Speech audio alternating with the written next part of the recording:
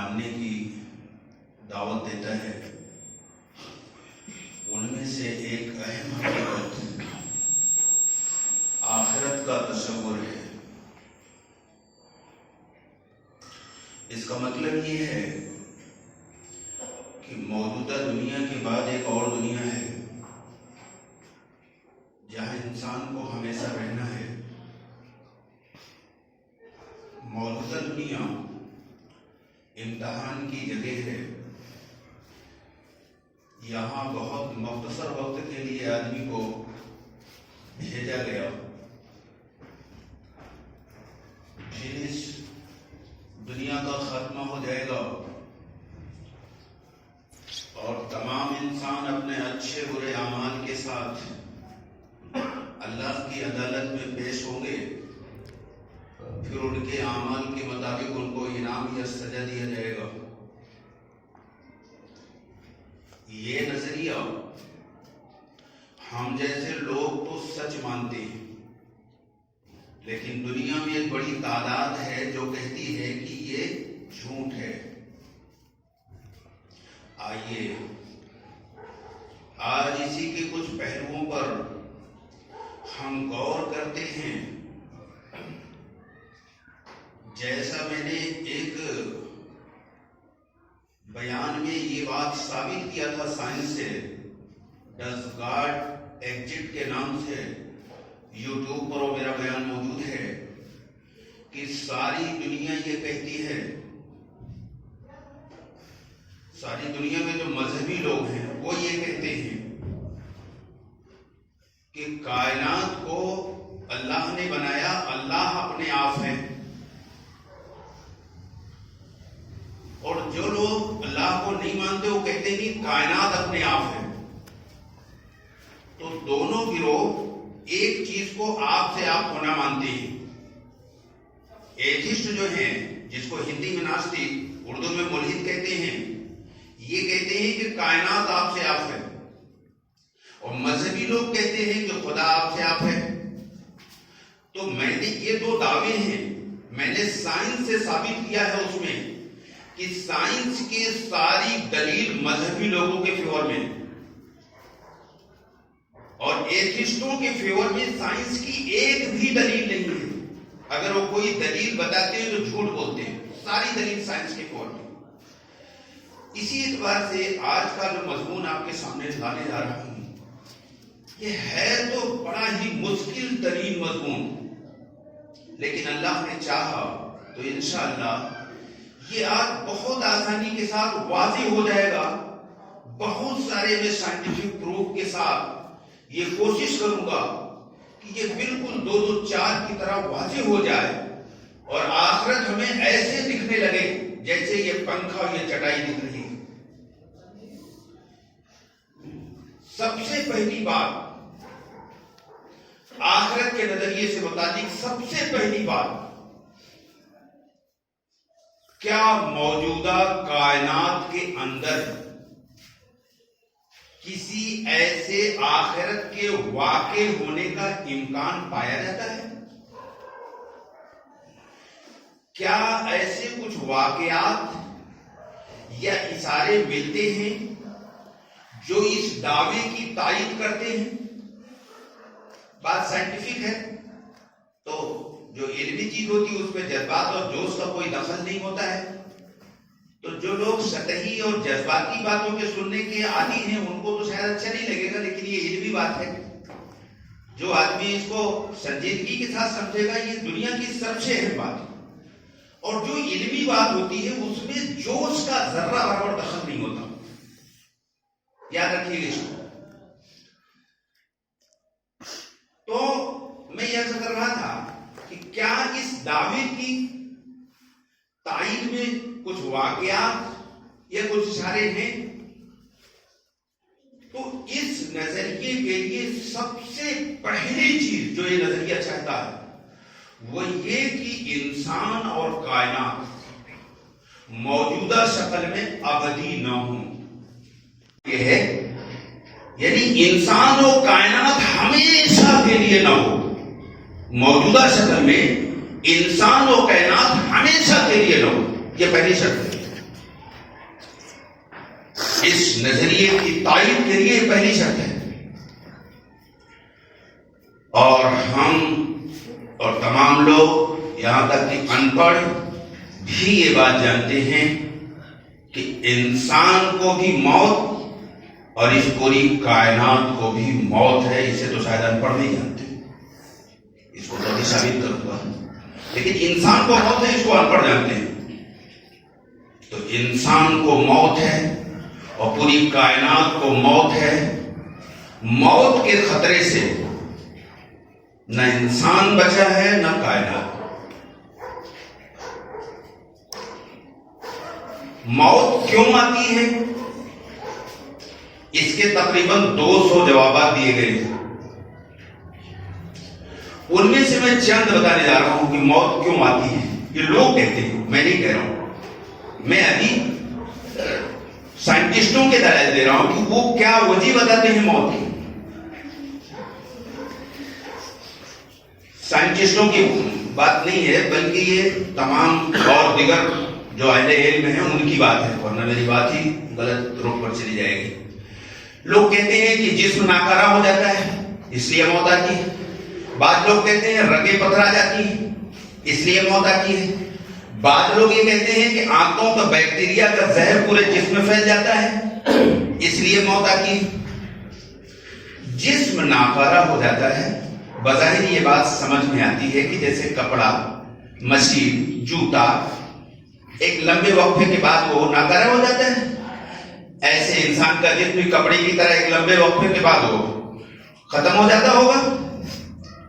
لیکن سائنس اس کی تائید نہیں کر رہی ہے. سائنس اس کی تائید نہیں کرتی. سائنسی تصریحات یہ کہتی ہے کہ انسان نہ تو کپڑے کی طرح ہے, نہ تو مشین کی طرح ہے, نہ تو چٹان کی طرح ہے. انسان دریا کی طرح ہے. ہزاروں سال پہلے دریا بہ رہا تھا, آج بھی دریا بہ رہا ہے. کون کہہ سکتا ہے کہ دریا جو ہے پرانا ہو گیا یا اب بیکار ہو گیا؟ دریا تو ہمیشہ تازہ رہتا ہے. جو پانی ایک بار اس میں آیا وہ دوبارہ پھر کبھی نہیں آتا, وہ آگے چلا جاتا ہے. تو دریا تو کبھی پرانا نہیں ہوتا, کبھی ناکارہ نہیں ہوتا. اسی بنیاد پر کیمسٹری کے نوبل انعام یافتہ ڈاکٹر لینس پالنگ نے کہا ہے, توجہ کرنا, آج سارے سائنٹیفک ثبوت اللہ کی ذات سے امید ہے, دعا کریے کہ بہت مختصر وقت میں یہ بہت تفصیل طلب عنوان ہے, یہ تمام سائنٹیفک ثبوت کوشش کروں گا آ جائے, ہے تو بہت لمبا. تو ڈاکٹر لینس پالنگ جو کیمسٹری کا نوبل انعام یافتہ سائنٹسٹ ہے, اس نے کہا ہے کہ انسان کی زندگی بہت حد تک لافانی ہے. ڈاکٹر لینس پالنگ کہتا ہے آگے کہ انسان کے جسم کے اندر جو سیل ہیں یہ ایسی مشین ہے کہ اپنی خرابی اپنے آپ دور کر لیتے ہیں. یہاں سائنس کا اسٹوڈنٹ ہوگا تو بات کو سمجھے گا, ورنہ آگے میں اس کی ڈیٹیل لاؤں گا. لیکن یہ سیل جو ہے یہ مستقل, اس پر اگر 1 گھنٹہ بات کروں تو کم ہے. یہ سیل مستقل ایک دنیا ہے, سیل مستقل ایک جسم ہے. کروموزوم اسی کے اندر ہوتے ہیں, ڈی این اے اسی کے اندر ہوتا ہے. یہ ایک لمبی بحث ہو جائے. تو اس نے کہا کہ یہ آپ سے آپ ٹھیک ہو جاتے ہیں, اس کے باوجود انسان بوڑھا ہوتا ہے اور مر جاتا ہے. موت کے اسباب ابھی تک راز میں ہیں. یہ کون کہہ رہا ہے؟ کیمسٹری کا نوبل انعام یافتہ ڈاکٹر لینس پالنگ. بہت اختصار کے ساتھ ایک مثال میں نے یہ دی ہے, اب دوسری اس نظریے کے حق میں. اس کائنات کے خاتمے سے متعلق کیا کوئی واقعاتی دلیل موجود ہے؟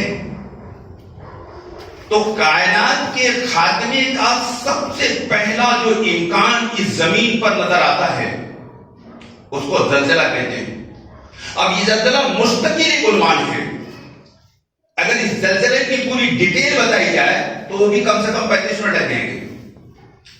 ایک جملے میں کہہ کر آگے بڑھتا ہوں کہ زلزلہ پوری دنیا میں آتا ہے، لیکن زیادہ تر زلزلہ وہاں آتا ہے جہاں آتش فشاں پہاڑ ہوتے ہیں. اور ہسٹری کا سب سے مشہور زلزلہ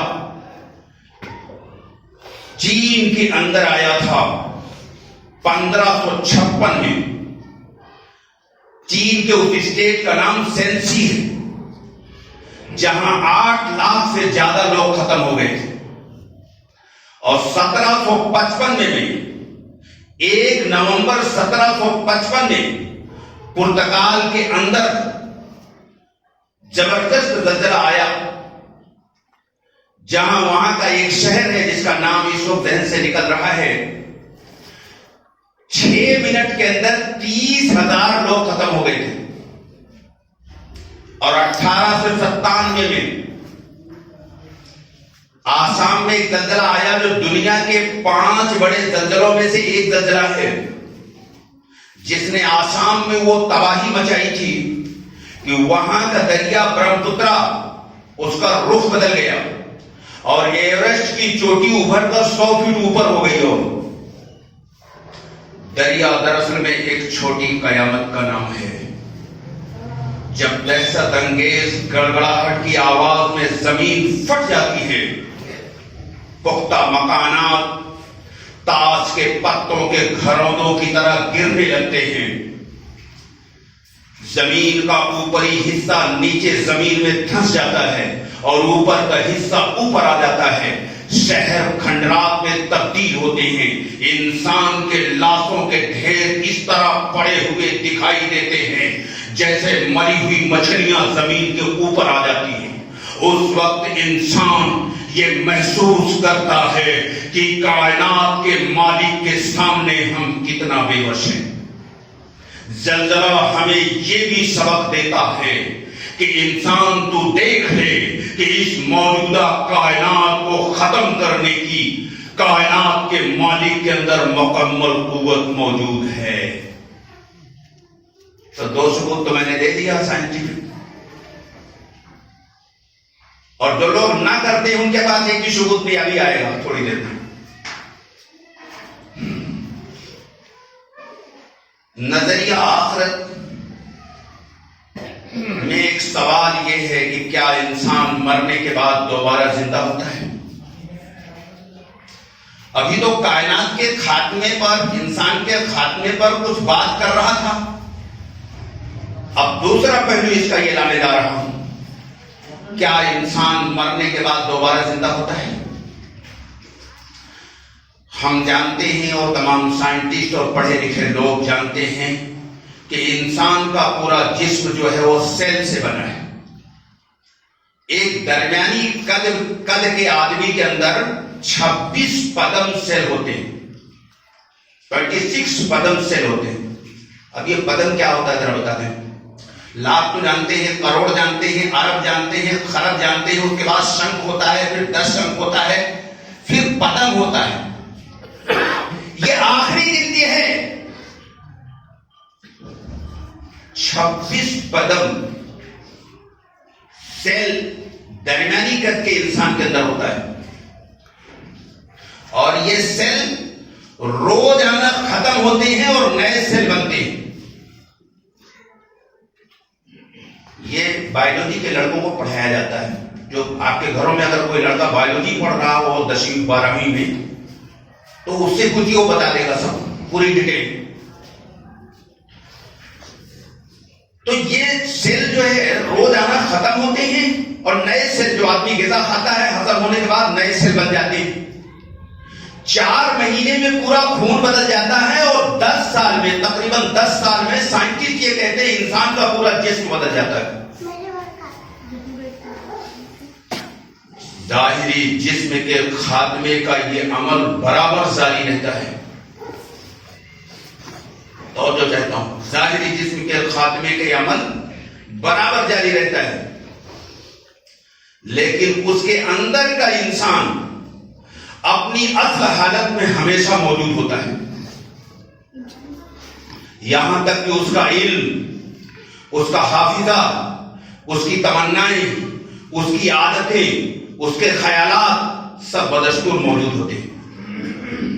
وہ زندگی کے ہر مرحلے میں اپنے کو سابق انسان محسوس کرتا ہے جو اس سے پہلے تھا، جبکہ اس کا آنکھ، کان، ناک، ہاتھ، پاؤں، غرض یہ کہ ناخون سے لے کر بال تک سب کچھ بدل چکا ہوتا ہے۔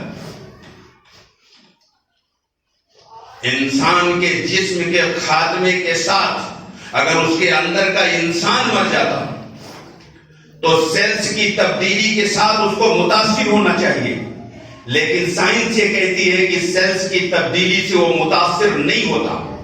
یہ واقعہ یہ ثابت کر رہا ہے کہ انسانی زندگی اور جسم، انسانی زندگی جسم سے الگ ایک چیز ہے جو جسم کی تبدیلی اور اس کی موت کے بعد بھی اپنے وجود کو باقی رکھتی ہے۔ اسی لیے ایک سائنٹسٹ نے کہا کہ انسانی زندگی ایک مستقل وجود ہے، یہ مسلسل تغیرات کے اندر بھی غیر متغیر حالت میں اپنی حیثیت کو باقی رکھتا ہے۔ سائنٹسٹ کا یہ جملہ میں نے اردو میں کہا، اس نے انگریزی میں کہا ہے، The personality is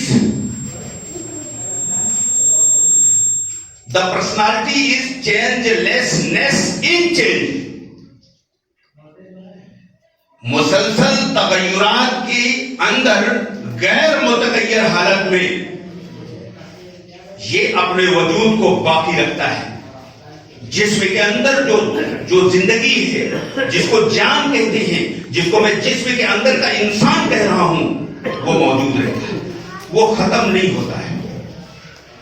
جب سائنس یہ کہہ رہی ہے کہ سیل ہر 10 سال میں چینج ہو جاتا ہے، یعنی ہر 10 سال میں انسان کا جسم ایک دم نیا وجود، نیا جسم، نئی آنکھ، ساری چیزیں نئی ہو جاتی ہیں، تو گویا اگر کوئی 50 سال جیا تو 5 بار اس کا جسم مرا، 5 بار اس کی جسم کی موت ہوئی، لیکن اس کا ذہنی وجود، جس کو سائنس یہ کہتی ہے کہ جسم سے الگ ایک چیز ہے اور جس کی بنیاد پر یہ ساری ایکٹیویٹیز ہیں، اس کا ذہنی وجود باقی رہتا ہے۔ اگر وہ 50 سال پہلے سگنیچر کیا تھا تو آج بھی کہتا ہے یہ میرا ہی سگنیچر ہے، وہ نہیں کہتا کہ یہ دوسرے کے سگنیچر ہے، وہ مر گیا۔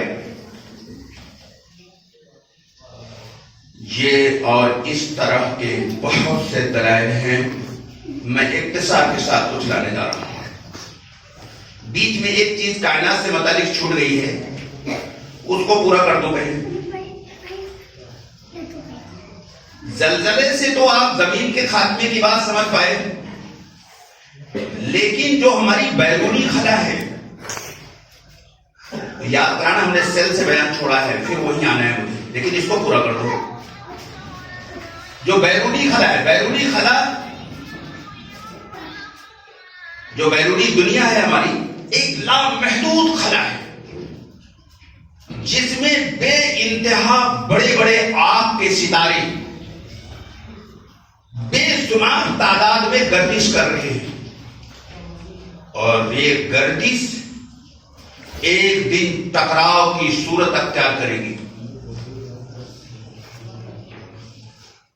علم الافلاک اسٹروناٹ کی دلیل پیش کر رہا ہوں، میں ہوا میں نہیں بول رہا ہوں، اور اس وقت پوری کائنات، پوری یونیورس، ہندی میں برہمانڈ کی حالت یہ ہوگی کہ جیسے کروڑوں بمبار پلین بم سے لدے ہوئے فضا میں اڑ رہے ہوں اور اچانک یہ ٹکرا جائیں،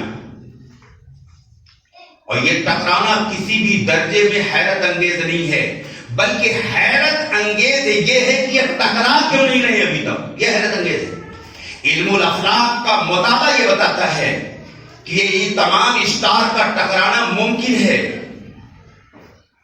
بلکہ شمسی نظام، جس کو سولر سسٹم کہتے ہیں، اس کے وجود میں آنے کی ایک توضیح ٹکراؤ سے کی گئی ہے۔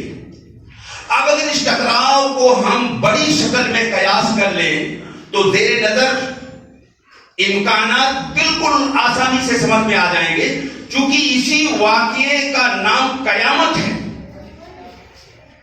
نظریہ آخرت کا یہ دعویٰ کہ کائنات ختم ہو جائے گی یہ کوئی عجیب چیز نہیں، بلکہ جو واقعہ چھوٹے پیمانے پر وجود میں آ رہا ہے یہی پیمانہ، یہی چیز بڑے پیمانے پر ایک دن پیش آنے والا ہے جس سے پوری کائنات ختم ہو جائے گی۔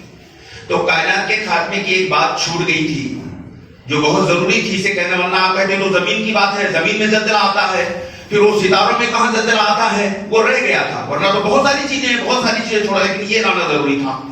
اب میں پھر آتا ہوں سیل کی جگہ پر، کہ یہ تو ایک بات ہو گئی سیل کے بارے میں کہ چلو بھائی ٹھیک ہے، یہ سیل بار بار بنتا ہے اور 10 سال میں نیا ہو جاتا ہے، تو انسان کا جسم تو مر جاتا ہے، دوسرا جسم ملتا ہے، لیکن اس کا جو ذہنی وجود ہے، جو اندر کے انسان ہے، وہ زندہ رہتا ہے۔ لیکن اس کے علاوہ اور بھی کچھ چیزیں ہیں، مثلا سائیکولوجی کی ایک برانچ ہے جس کو سائیکولوجی کہتے ہیں، غالباً یہ نام میں بول رہا ہوں، یہ 1882 میں لندن میں اس ریسرچ سینٹر کا قیام کیا گیا تھا، اور اب تو امریکہ میں اور بہت سارے ملکوں میں کر لیا گیا ہے۔ تو ان لوگوں کی تحقیق یہ ہے کہ انسان کے اندر جو بھی خیالات آتے ہیں یہ سب اس کے سب کانشیس میں موجود ہوتا ہے۔ سب کانشیس کو اردو میں تحت الشعور کہتے ہیں، اور انگلش میں بہت ایک دم آسان کر دوں، دماغ کے اصل میں 2 حصے، ایک جس کو ذہن کہتے ہیں، اور ایک ذہن کا دوسرا حصہ ہوتا ہے جو اسٹور کرتا ہے، وہ تحت الشعور ہے، اسی کو سب کانشیس انگریزی میں کہتے ہیں۔ تو سائیکولوجی کی تحقیق یہ ہے کہ انسان جو کچھ بھی خیالات اس کے اندر گزرتے ہیں وہ سب اس کے سب کانشیس میں اسٹور ہوتا ہے۔ 20-25 سال کے بعد جب اس کو یاد بھی نہیں رہتا، سب بھول جاتا ہے، اچانک وہ خواب میں دیکھتا ہے اس طرح کی چیزیں، ارے یہ تو بہت پہلے کی بات ہے۔ سائیکولوجی کی ماہرین کی ریسرچ یہ ہے کہ انسان ان خیالات کو اپنے سب کانشیس سے نکالنا چاہے، ختم کرنا چاہے، کسی بھی قیمت پر کبھی ختم نہیں کر سکتا، یہ ہمیشہ اس کے اندر موجود ہے، کبھی نہیں ختم ہو۔ اب وہ قرآن کی وہ بات جو سورہ کاف آیت نمبر 16 میں کہا ہے، وَلَقَدْ خَلَقْنَا الْإِنسَانَ وَنَعْلَمُ مَا تُوَسْوِسُ بِهِ نَفْسُهُ وَنَحْنُ أَقْرَبُ إِلَيْهِ مِنْ حَبْلِ الْوَرِيدِ، کہ ہم نے انسان کو بنایا ہے اور ہم جانتے ہیں اس کے دل میں جو خیالات آتے رہتے ہیں، وَنَحْنُ أَقْرَبُ إِلَيْهِ مِنْ حَبْلِ الْوَرِيدِ، اور میں انسان کی گردن کی رگ سے زیادہ قریب، گردن کی رگ اس سے زیادہ قریب۔ یہ آج کے سائیکولوجی کی ریسرچ قرآن کی یہ آیت جو 1400 سال پہلے آئی اس کی تصدیق کر رہی ہے۔ اسی اعتبار سے سائنس کی ایک تحقیق اس وقت یہ ہے منظر عام پر، اور اس سے انہوں نے کام لینا بھی شروع کر دیا کہ انسان رات ہو یا دن ہو 24 گھنٹے میں جہاں بھی جاتا ہے، جو بھی بولتا ہے، جو بھی کرتا ہے، وہ سب فضا کے اندر، جس کو اسپیس کہہ دیجئے، انترکش کہہ دیجئے، اس کے اندر یہ سب چھپ جاتا ہے۔ میں بالکل دیہاتی زبان میں چھپ جانا کہہ رہا ہوں، ورنہ میں دوسری زبان لا سکتا ہوں تاکہ آپ کو سمجھنے میں کوئی پریشانی نہ ہو۔ یہ سب چھپ جاتا ہے اور یہ کبھی ختم نہیں ہوگا۔ اب آپ کو یقین دلانے کے لیے میں اس کی پریکٹیکل دلیل دینے جا رہا ہوں، ورنہ شاید کچھ لوگوں کو بھی اشکال ہوگا کہ یہ کیسے ہوگا کہ رات میں، چلو دن میں ہو سکتا ہے چھپ جاوے جو ہم بول رہے ہیں یا جو ہم بیٹھے ہوئے ہیں، ہماری بیٹھنے کی تصویر یا ہمارے اندر سوچنے کی چیزیں، لیکن رات میں کیسے ہوگا؟ تو آپ جان لیجیے آج کہ یورپ کے ایک ملک انگلینڈ میں اور امریکہ میں، ان 2 ملکوں کو معلوم ہے، ہو سکتا ہے اور ملکوں میں ہو رہا ہو، آج کرائم کیسے پکڑے جانتے ہیں آپ؟ جیسے کسی آدمی نے اس مسجد میں آ کر پنکھا چرا کے لے گیا تو ان کے پاس اب ایسے آلات ہیں کہ اس کی بنیاد پر وہ مسجد میں آ کر اس چور کی فوٹو لے لیں گے، اور اگر وہ کچھ اس وقت بول رہا تھا پنکھا نکالتے وقت تو آواز بھی ریکارڈ ہو جائے گی، اس کو آپ سن لیں گے۔ آج اس بنیاد پر یورپ میں کرائم پکڑے جا رہے ہیں۔ تو بعض اہل علم حیران ہیں کہ یہ انسان کے دل کے خیالات کا بھی ریکارڈ ہو جانا، اور جو کچھ بول رہا ہے وہ سب ریکارڈ ہو جا رہا ہے، اور اس کے 24 آورز وہ جہاں جاتا ہے اس کے جسم کی فوٹو بھی ریکارڈ ہو رہی ہے۔ تو انٹلیکچوئلز حیران ہیں چونکہ وہ آخرت نہیں مانتے کہ یہ کیوں ریکارڈ ہو رہا ہے۔ یہ نیچر میں اتنی احتیاط کے ساتھ، اتنے اہتمام کے ساتھ کہہ لیا جائے، احتیاط تو غلط کہہ لیا، اتنے اہتمام کے ساتھ یہ ریکارڈ کیوں ہو رہا ہے؟ قرآن بتاتا ہے کیوں ریکارڈ ہو رہا ہے۔ قرآن نے درجنوں جگہ بتایا کیوں ریکارڈ ہو رہا ہے۔ کل ڈے آف ججمنٹ، جس کو قیامت کا دن آپ کہتے ہیں، لوگ سمجھتے ہیں کوئی رجسٹر ہوگا، رجسٹر نہیں ہوگا بھائی صاحب، یہ غلط فہمی نکال کے پھینک دیجئے خرچ کے۔ جیسے 10 سال پہلے اگر لندن میں کرکٹ ہوا تھا تو آج یہاں دیکھ لیتے ہو، ایسے 100 سال 70 سال کی زندگی میں جس وقت جو کچھ کیا ہے اس کی پوری پکچر آپ کے سامنے میدان محشر میں دکھائی جائے گی۔ بات سمجھ میں آ گئی؟ میں نے کہا تھا کہ یہ مضمون بڑا ہی ٹف ہے اور یہ بہت وقت لیتا ہے۔ اس کا مطلب ابھی مجھے 1-2 جمعہ اس کو لانا پڑے گا، اس میں بہت سائنٹیفک دلیل ہے، لیکن اختصار کے ساتھ میں کچھ سائیکولوجی کے پریکٹیکل ثبوت بھی جو سائیکولوجی کے ایکسپرٹس نے دیا ہے وہ بھی ایک لا دوں، بڑا حیرت انگیز ہے۔ امریکہ میں سینٹ جوسف ہوٹل کے اندر، یہ سینٹ جوسف ہوٹل امریکہ میں غالباً مشہوری ایک جگہ ہے وہاں کا ہے، ورنہ امریکہ تو بہت بڑا ہے، کہاں ڈھونڈو گے آپ؟ تو سینٹ جوسف ہوٹل میں کسی کمپنی کا ایجنٹ بیٹھا ہوا آرڈر بک کر رہا تھا، آرڈر لکھ رہا تھا، تو اچانک اسے یہ محسوس ہوا کہ میری دائیں طرف کوئی بیٹھا ہوا ہے۔ اس نے جب پلٹ کر دیکھا تو اس کی بہن بیٹھی ہوئی تھی، اور اس بہن کو مرے ہوئے 9 سال ہو گئے۔ کتنا ہو گیا تھا؟ 9 سال۔ پلٹ کے دیکھا تو بہن تھی وہ، اور اس نے یہ دیکھا کہ اس کے دائیں گال پر ایک خراش بھی ہے اس پر، اور پھر تھوڑی دیر کے بعد وہ غائب ہو گئی۔ اس بات کا اس ایجنٹ پر اتنا اثر ہوا، اس نے اپنا پروگرام ملتوی کر کے دوسری ٹرین پکڑ کر اپنے گھر پہنچ گیا اور اپنے گھر کے لوگوں کو بتانا شروع کیا کہ آج میری بہن میرے بغل میں آ کے بیٹھی تھی۔ سب لوگ بڑے تعجب سن رہے تھے۔ جب اس کے منہ سے یہ جملہ نکلا کہ اس کے دائیں گال پر ایک خراش تھی تو اس کی ماں کانپتے ہوئے ہاتھوں سے کھڑی ہوئی اور کہنے لگی کہ بیٹا یہ تو راز تھا جو میں جانتی تھی یا تو وہ میری بیٹی جانتی تھی، تیسرا دنیا میں کوئی نہیں جانتا تھا۔ یہ میری ایک غلطی سے اس کے چہرے پر خراش آ گئی تھی اور میں نے پاؤڈر لگا کر اس کو چھپا دیا اور کسی سے میں نے اس کا تذکرہ نہیں کیا، یہ میری وجہ سے ہو گیا تھا۔ آپ یہ بتائیے کہ اگر آپ اس ایجنٹ کے بارے میں یہ سوال کر سکتے ہیں اس کا وہم ہے، چلو ہم بھی مان لیتے ہیں وہم ہے، لیکن وہ خراش جس کو یا تو جو مرا ہے وہ جانتا ہے یا اس کی ماں جانتی ہے، تیسرا کوئی نہیں جانتا، تو پھر وہ کیسے اس کا بھائی جان گیا؟ ایک آخری بات کہہ دوں، ہیں تو بہت باتیں میری بھرا ہوا ہے، سوچتا ہوں کتنا کہہ دوں کہ عبرت لینے والے کے لیے تو ایک دلیل کافی ہوتی ہے، اور جو ہٹ دھرم ہے نا، جو نفس کا غلام ہے نا، اس کو کروڑوں دلیل دے دیجئے پھر بھی اس کے لیے ناکافی ہے۔ میں سمجھتا ہوں موت اور پوری کائنات کے خاتمے پر ہم نے اس مختصر وقت میں جتنی دلیل دیا ہے یہ تقریباً کافی ہے. اور اگر کافی نہیں ہے تو اس کا پتہ تب چلے گا کہ جب آپ کی طرف سے سوالات کی بوچھار ہو جائے. تو جمعے کے بعد بیٹھیے, آپ کوشچن کریے گا, تب میں سمجھوں گا کتنا سمجھ میں آیا کتنا نہیں آیا, اور پھر میں اس کا آنسر دے بھی پاتا ہوں کہ نہیں, وہاں میری بھی اوقات کا پتہ چل جائے گا. لیکن مختصر یہ ہے کہ سائنس کی ساری دلیل اس حق میں ہے.